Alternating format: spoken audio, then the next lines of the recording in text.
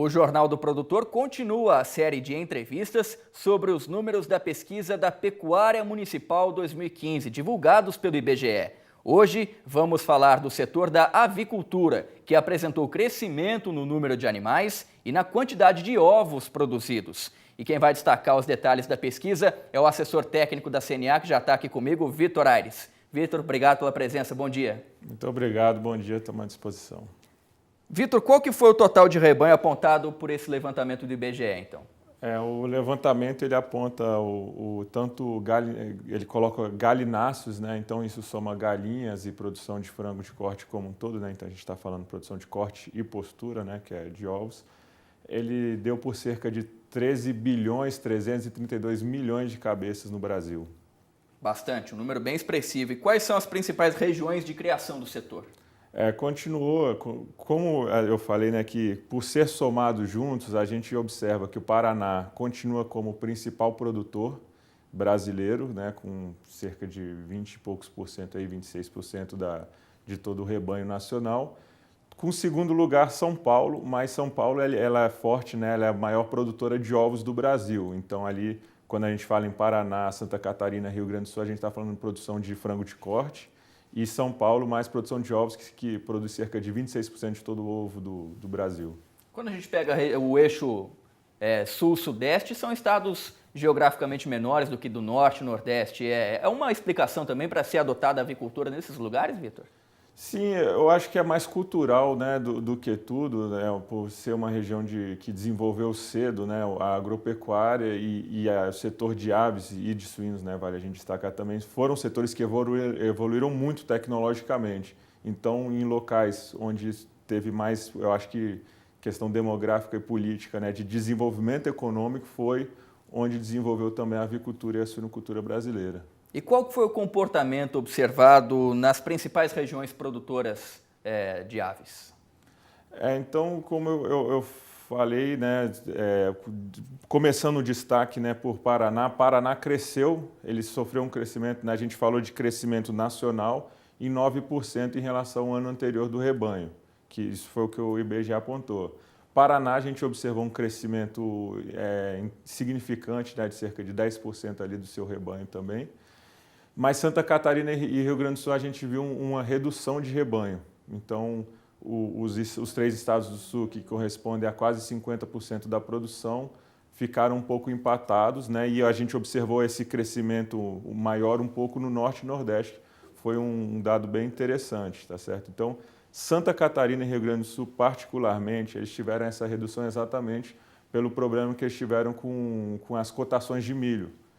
Paraná já é autossuficiente, já tem uma produção, é um grande ofertante de milho, conseguiu se manter. Santa Catarina e Rio Grande do Sul não.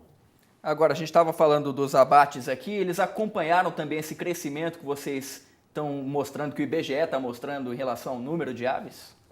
Isso é uma questão um pouco interessante, porque a gente viu um crescimento de rebanho um pouco reprimido, né, de 9%, como o IBGE apontou.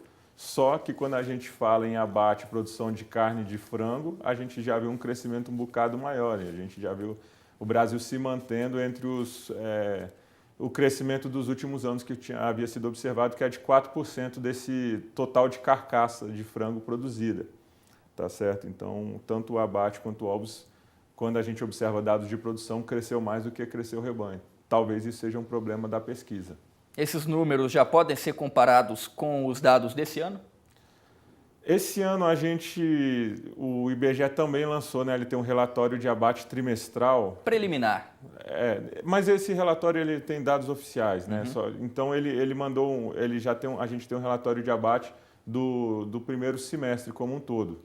Então quando a gente fala do primeiro trimestre, do segundo trimestre deste ano, houve um crescimento ascendente das nossas exportações de frango, em especial por causa da China, que habilitou 12 frigoríficos esse ano, frigoríficos de frango brasileiro este ano, totalizando 39 frigoríficos. Então, já pegando esse gancho para as exportações, né, o aumento ascendente do nosso volume exportado realmente favoreceu, né, o crescimento este ano de cerca de 6% do nosso volume exportado e de 4% da nossa produção nacional. Quando o assunto é produção de ovos, agora há pouco você destacou aí a questão de São Paulo, né, que realmente produz bastante ovos da avicultura. Agora, como é que foi o comportamento do mercado de ovos em todo o Brasil, de maneira geral? Ovos também a gente observou, né, um crescimento em 2015. O IBGE apontou um crescimento de 1%, mas quando a gente fala com as grandes empresas, né, existe o levantamento da BPA, que é a Associação Brasileira de Proteína Animal, esse crescimento já foi um pouco maior. Eles apontam um crescimento de 6% na produção de ovos, inclusive apontando como o Brasil atingiu um recorde em 2015 na produção de ovos, foi 39,5 bilhões de unidades. Isso foi um recorde para nós, né? O brasileiro passou a consumir mais ovos, até porque o ovo é uma fonte de proteína muito barata, tanto o frango quanto o ovo, mas em especial o ovo. E como a gente teve toda essa questão do desemprego, da perda do poder aquisitivo do consumidor ao longo aí dos últimos meses, desde o ano passado, isso favoreceu o consumo de ovos. Então, o brasileiro consumia cerca de 182 unidades de ovos por ano, um brasileiro, né? Essa era a média Brasil, e em 2015 atingiu 191. Então foi um crescimento bem expressivo. É uma média boa ainda comparada a outros países? Sim, sim. A gente, em relação à produção, ao consumo de ovos, frangos, suínos, bovinos, a gente aí está. Suínos nem tanto, mas frango, bovino e ovos a gente está muito bem, sim. E em relação às exportações, Vitor, como é que ficaram os números da pesquisa de 2015? Já existem dados também desse ano?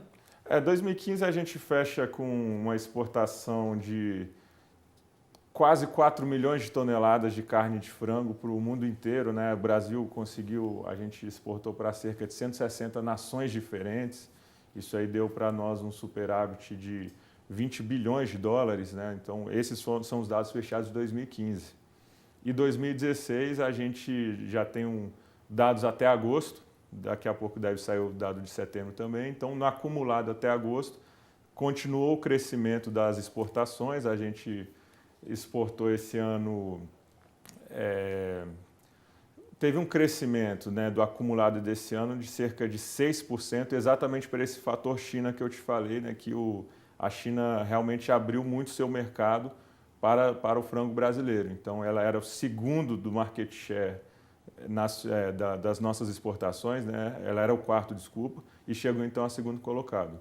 A Arábia Saudita ainda é nosso principal destino das nossas exportações, com cerca de 18% do nosso market share. Depois agora China, Japão, Emirados Árabes e por aí vai. Ok, portanto são os nossos principais parceiros comerciais, Arábia Saudita, China. Isso, perfeitamente. O Oriente, né? Sim. Tá ok, muito obrigado, Vitor Aires, que conversou aqui com a gente, assessor técnico da CNA.